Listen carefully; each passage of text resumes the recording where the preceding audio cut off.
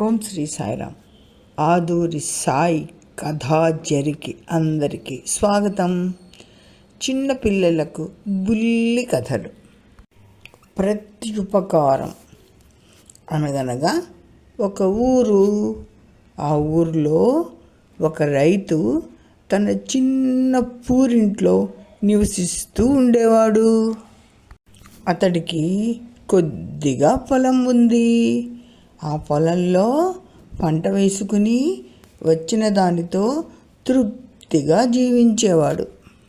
ఒకమారు అతని వరండాలో ఒక పిచ్చుక గూడు కట్టుకుని 2 గుడ్లు పెట్టింది.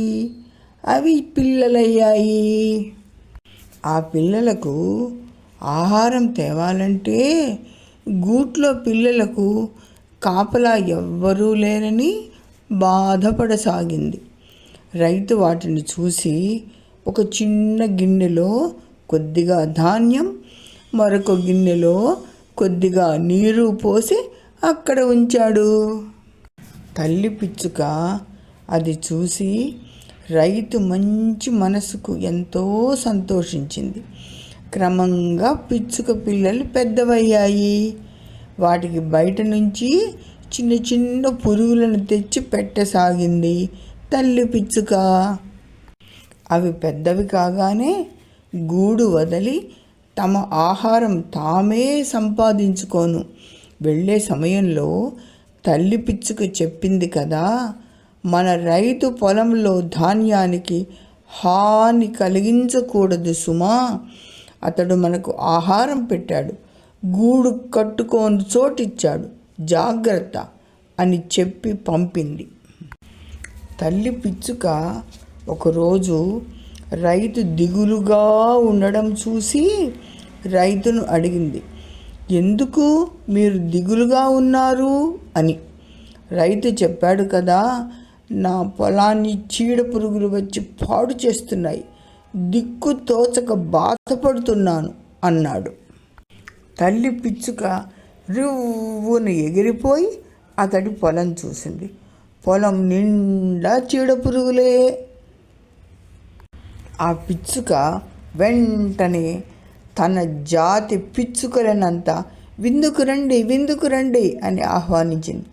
పిచ్చుకల గుంపు మొత్తం వచ్చి పొలంలో వాలిపోయింది.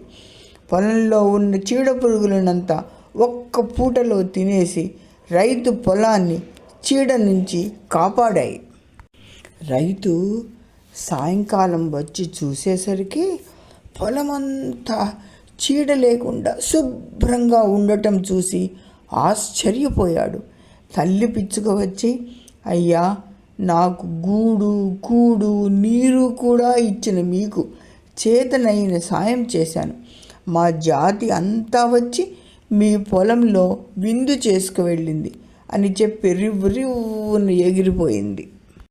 మనం చేసిన ప్రతి సాయానికి ప్రతిఫలం తప్పక ఉంటుంది. చిన్న జీవి అయిన పిచ్చుక రైతుకు పెద్ద సాయం చేసింది కదా, అదే కృతజ్ఞత అంటే. మనం కూడా మనకు సాయం చేసిన వారికి తప్పక తిరిగి సహాయం చేయాలి. మరో కథతో మళ్ళా కలుద్దాం. పిల్లలు, మీకు ఇది నచ్చితే మీ స్నేహితులకంతా చూపండి. Bye bye. పిల్లలు, ఈ బొమ్మలను చూసి ఇప్పుడు మీరు చూసిన కథనంతా చక్కగా చెప్పగలరేమో, ప్రయత్నించండి. బాయ్. భగవాన్ శ్రీ సత్య సాయిబాబా వారి పాద పద్మములకు భక్తితో అంకితం. సత్య సాయి పాదార్చిత ఆదూరి హైమవతి శ్రీనివాసరావు.